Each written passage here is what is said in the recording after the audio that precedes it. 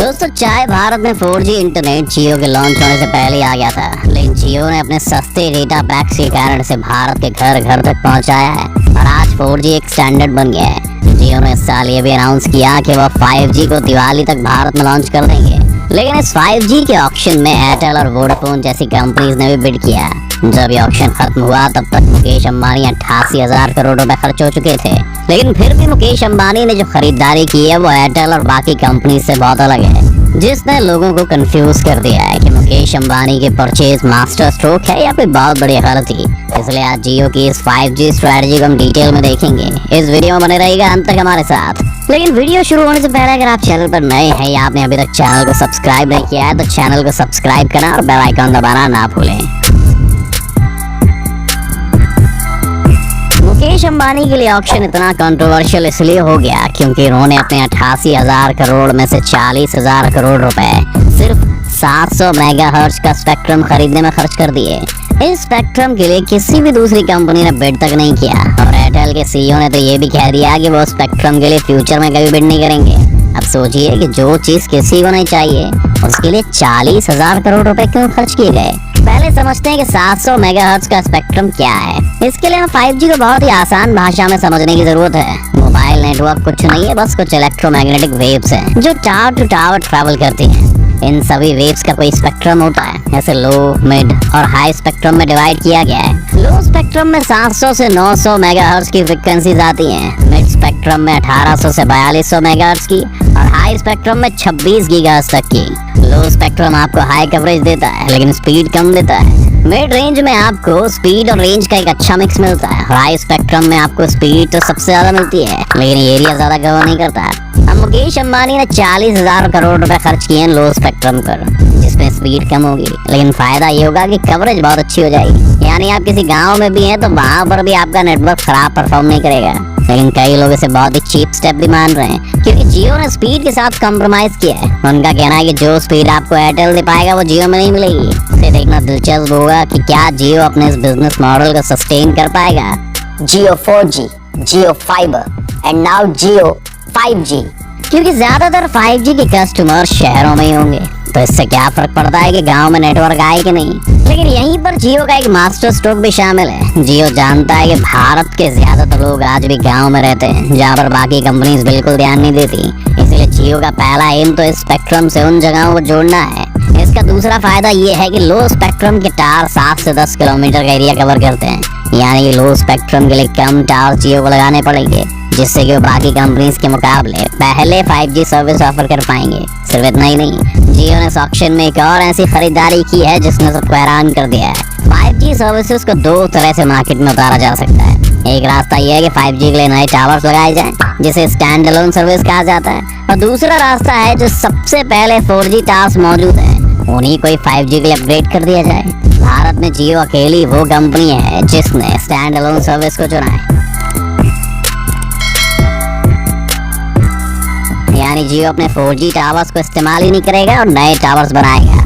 Stand alone towers के साथ फायदा ये होता है कि उससे सर्विस की क्वालिटी और इंटरनेट की स्पीड दोनों ही अच्छी हो जाएगी। यानी लो स्पेक्ट्रम खरीद कर जो जियो ने खुद को स्लो कर लिया था उसकी भरपाई स्टैंड अलोन टावर्स करने वाले हैं। बाकी कंपनीज अभी नॉन स्टैंड अलोन सर्विसेज पर टिकी हुई हैं ताकि नए टावर्स खड़े करने में उनका खर्च कम हो, लेकिन एक समय वो आएगा जब उन्हें भी स्टैंड अलोन टावर्स पर शिफ्ट करना पड़ेगा और तब सभी कंपनीज के बीच में स्टैंड अलोन टावर्स के लिए बहुत ही कंपैटिटिव बिडिंग होगी और उसका प्राइस और बढ़ जाएगा। तो एक तरह से देखा जाए तो मुकेश अंबानी ने अभी से स्टैंड अलोन सर्विस को चुनकर अपने काफी सारे पैसे बचा लिए हैं, जिससे शायद ये भी देखने को मिल सकता है कि जियो के 5G के रेट्स एयरटेल और वोडाफोन आइडिया से सस्ते हो।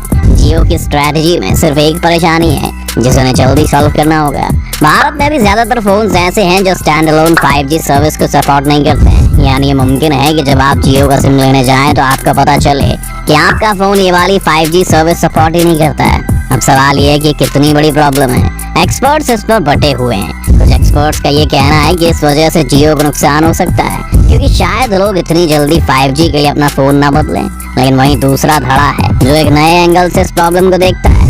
उनका कहना है कि 5G के लॉन्च होने के बाद अगले 1 से 2 साल तक ये सर्विस ज्यादातर शहर के लोग इस्तेमाल करेंगे और शहरों में हर 7 से 8 महीने में या फिर साल भर में लोग फोन बदलते हैं। इसके अलावा 5G सर्विस यूज करने वाले लोगों के पास ज्यादा परचेजिंग पावर होगी, यानी या तो उनके पास ऑलरेडी वो फोन्स होंगे जो स्टैंड अलोन 5G सर्विसेज को सपोर्ट नहीं करेंगे, या फिर वो जल्दी खरीद लेंगे। जब तक शहरों में जियो एक्सपैंड करेगा तब तक जियो और गूगल मिलकर एक दूसरे प्रोजेक्ट पर भी काम कर रहे हैं जो 5G स्टैंड अलोन सर्विस को सपोर्ट करने वाले अफोर्डेबल फोन्स को इंडिया में लॉन्च करेंगे। आपको याद ही होगा जब जियो लॉन्च हुआ था तब भारत में बहुत से लोगों के पास 4G फोन्स नहीं थे, truly connected with each other on the power of the Jio network. और तब भी जियो ने लाइफ नाम की एक कंपनी बनाई जिसके 4G स्मार्टफोन्स 5,000 रुपए से शुरू होकर 12 से 15,000 तक की रेंज में मिला करते थे। इस एक मूव के कारण भी जियो ने रूरल एरियाज में जल्दी एक्सपैंड किया, क्योंकि फोन्स इतने सस्ते थे कि लोग इन्हें जियो के फ्री डेटा के लिए ले सकते थे। इन फोन्स का मकसद सिर्फ जियो को आगे एक्सपैंड करवाने का था।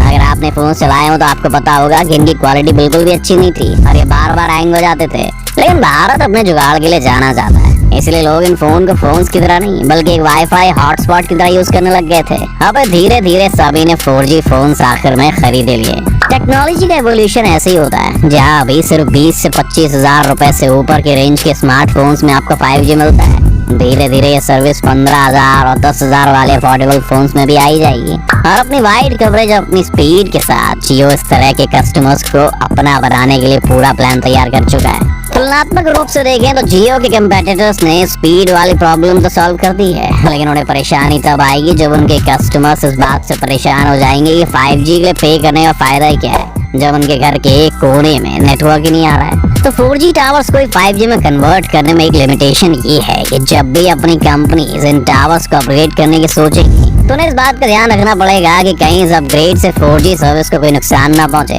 जबकि जियो के पास ये सिरदर्दी नहीं होगी जिससे वो जल्दी अडेप्ट कर पाएंगे। मुकेश अंबानी के बारे में आप कुछ भी सोच सकते हैं, लेकिन उन्हें विजनरी कहने से नहीं रुक सकते। मुकेश अंबानी ने द प्रिंट को दिए अपने एक इंटरव्यू में इस अप्रोच का परिचय देते हुए बताया भी था, जब उनसे सवाल किया गया कि उन्हें जियो का आइडिया कहाँ से आया। उन्होंने कहा कि 2010 में उनकी बेटी दुबई गई हुई थी। जब भी वो दुबई से वापस आती थी तो घर में परेशान रहती थी, क्योंकि भारत में इंटरनेट की स्पीड बहुत स्लो थी।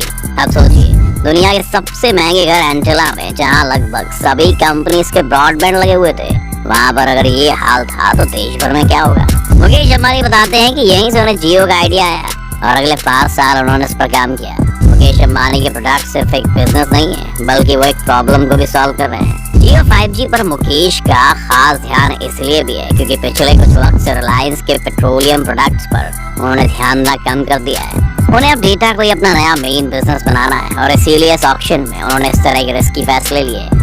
तो ये है जियो की 5G स्ट्रैटेजी। आपको क्या लगता है कि 5G लॉन्च होने के बाद क्या मुकेश अंबानी के इस कदम को मास्टर स्ट्रोक की तरह देखा जाएगा? अपनी राय में कमेंट में जरूर बताएं। उम्मीद है आपको आज की इस वीडियो से काफी कुछ सीखने को मिला होगा। अगर आपको ये वीडियो पसंद आई तो वीडियो को लाइक करें और अगर आप इस चैनल पर नए हैं तो जाने से पहले चैनल को सब्सक्राइब करना भी ना भूलें।